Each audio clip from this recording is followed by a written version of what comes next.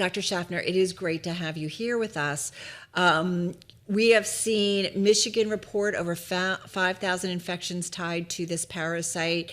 We're worried here in New York. How dangerous is it? Well, ladies, it's good to be with you. We seem to be getting to the end of this outbreak because, as you were saying, the CDC's and the state health department disease detectives have implicated shredded iceberg lettuce from a particular supplier who got their lettuce from a particular farm in Mexico as the source of this parasitic infection. So I hope it's coming to an end pretty soon. Okay, but just because they've identified one source, does that mean that raspberries, for example, are in the clear, or is there a chance that this had spread from food to food? Well, what we know is what we know. And certainly shredded lettuce, which is the sort of produce that has been the source of Cyclospora in the past, has now been implicated. Whether that's the whole story, we're not entirely sure. I still think it's a good idea if you bring produce into the house, wash it thoroughly, brush it off if you can, and as the saying goes, wash it, peel it, or cook it. All right. I've got a list now of things to do. I do wonder, though, is this happening more frequently or no? Just sometimes this just happens when it comes to food production. Well, in the United States, we have local food producers, but we also have very large national distribution of food. And so on occasion, when some food item is contaminated that's nationally distributed, you can suddenly get infections that are spread over a wide swath of the country. Back in the old days, 1930s, 40s, and 50s, when most of the food was locally grown and used, foodborne outbreaks were more localized.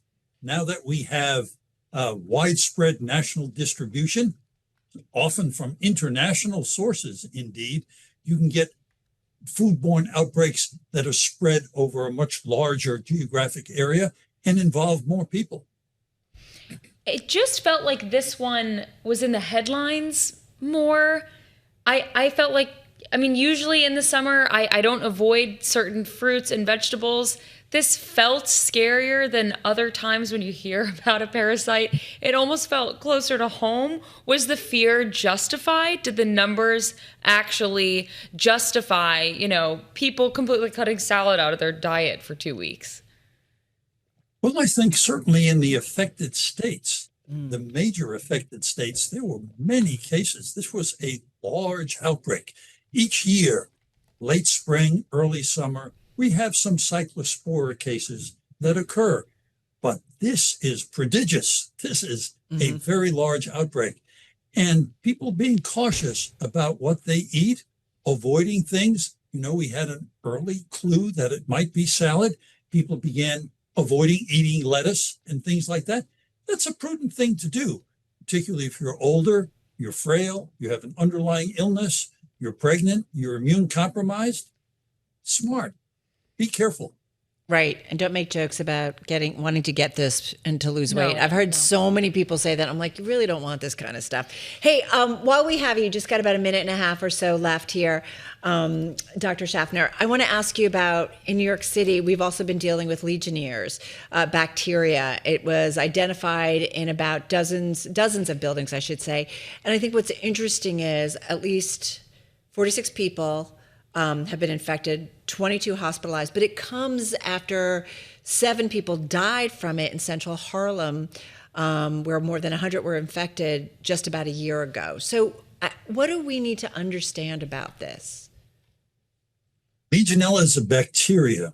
It comes to us from water sources, and in urban areas, the air conditioning cooling towers that are on the top of large buildings have been known to be the source.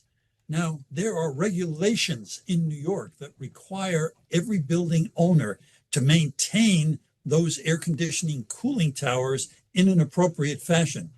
but maybe that got a little bit lax. And so these air conditioning cooling towers create kind of a spray that can drip down onto the street. It's almost like a mist, and that can contain the bacteria. You inhale it, and as a consequence, you get pneumonia. And it can be tricky to diagnose and treat. So that's why some people unfortunately passed away before they could be appropriately treated. But the health department has been very vigorous in getting to the source of this. And I think this outbreak is now at an end.